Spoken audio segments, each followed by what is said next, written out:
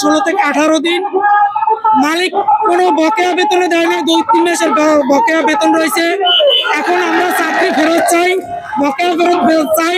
যদি মালিক একটা মিল নাই চালায় তাহলে শ্রমিকের দাবি দাবি মিটিয়ে দেবে। ওই জন্য আমরা আজকে রাজপথে নেমেছি। এখানে আমরা অলিম্পিক সিমেন্টে আমাকে লেয়ার দিছিল 45,500, তারপর আমাকে বকেয়া বেতন পামু 2 মাস। এর জন্য আইসি নাইট বিল পামু, 6 মাসের ওভারটাইম পামু, এইসব কিছু না দিয়া তারপর মালিক পক্ষ কোম্পানি বন্ধ ঘোষণা করছে। এখন আমাকে টাকা পয়সা আমাকে দিতে হইবে আর আমাকে চাকরি বহাল রাখতে হইবে। এর জন্য আমরা এখানে আন্দোলন করতেছি। এর চেয়ে বড় আন্দোলন আরো হবে যদি তারা আমাদের দাবি না মানে।